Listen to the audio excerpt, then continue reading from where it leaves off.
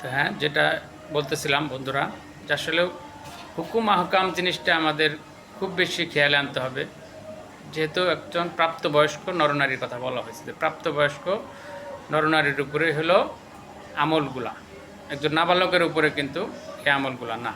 সেই ক্ষেত্রে as a মানুষ হিসাবে আমার যেটা দায়িত্ব কর্তব্য, যেমন আমার এখন একটা দায়িত্ব যে দুনিয়াবী যে খেয়ালগুলো আমরা নিয়ে ব্যস্ত থাকি সবসময়, যে আমি একজন পরিবার প্রধান, আমি একটা জব করি, তাহলে আমার জবের জন্য কি আছে, কি নির্দিষ্ট করে দেওয়া আছে, যে আমার জন্য নির্দিষ্ট করা আছে যে আমি একটা চাকরি করে আমার চাকরির একটা হাজিরা আছে, যে সকালে এই টাইমে আমাকে পৌঁছতে হবে, আবার বিকেল অথবা সন্ধ্যা এই টাইমে আমাকে শেষ করতে হবে।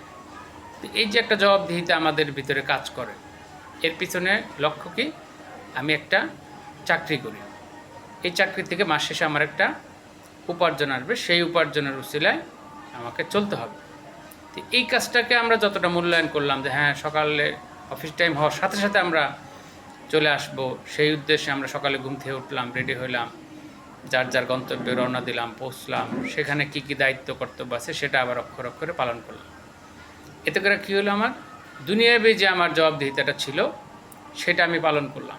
বাট এই জবাবদিহিতা কিন্তু দুনিয়াতেই শেষ।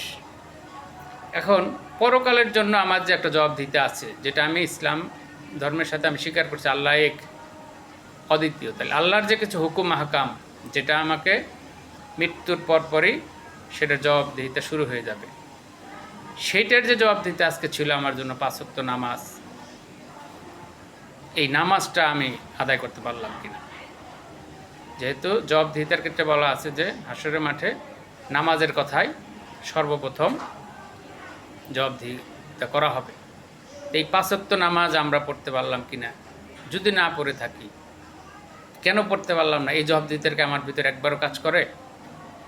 আমি তো দুনিয়াবী কাজকর্মে ঠিকই আছি, যে আমি আজকে যদি অ্যাবসেন্ট করি তাহলে আমার অফিসে এই সমস্যা হবে, ওই সমস্যা হবে, আমার বস এই বলবে। আমি আজকে কাজে আসলাম ঠিকই, কিন্তু কোনো কাজ করলাম না, তাহলে আমার ভিতরে একটা জব দিতে কাজ করে, যে আরে আমার এই কাজ করার কথা ছিল, এটা যে আমি করলাম না, তাহলে আমার বসকে আমি কী জবাব দেব। এই যে বিষয়গুলো নিয়ে আমরা এত ব্যস্ত, দুনিয়াবী জবাবদিহিতা শুরু, পরকালের যে জবাবদিহিতা আছে, যে মরার পর থেকে আমার একটা জবাবদিহিতা শুরু হয়ে যাবে, সেটা নিয়ে আমি কতটা ভাবলাম। এই যে একটা চিন্তাধারা, এই বিষয়গুলো নিয়ে আমি অ্যাকচুয়ালি অনলাইনে আপনাদের সাথে আলোচনা, যেতে করে আমার নিজের ভিতরে একটা আত্মশুদ্ধির একটা সৃষ্টি হবে, যে হ্যাঁ আমি যেহেতু সবার উদ্দেশ্যে বলতেছি, আমি নিজেও এই বিষয়গুলো না ভাববো, চিন্তাভাবনা করবো, যে হ্যাঁ আমাকে কীভাবে মেনে চলতে হবে, কীভাবে চলা উচিত, সেভাবে চলতে পারতেছি কি না, কেন পারতেছি না, এই বিষয়গুলো নিয়েই আমার আলোচনা থাকবে। তো আজকের মতো এতটুকুই। আল্লাহ হাফেজ। আমি ইনশাল্লাহ প্রতিদিনই কিছু কিছু বিষয় আপনাদের সাথে শেয়ার করব, আমার নিজের আত্মশুদ্ধি এবং এই বিষয়গুলো বন্ধুদের সাথে শেয়ার করে, এবং বন্ধুদের ভিতরেও যেন এই আত্মশুদ্ধির সৃষ্টি হয়, এটাই আমার মূল লক্ষ্য। যে হ্যাঁ আমি যেমন আমার নিজেকে নিয়ে একটু একটু ভাবার চিন্তা করতেছি, যে আমাকে আত্মশুদ্ধি করতে হবে, যে আমার কী করণীয়, কী করলাম, সেই আত্মশুদ্ধিটা আমার বন্ধুদের মাঝেও আমি জাগিয়ে তুলতে চাই।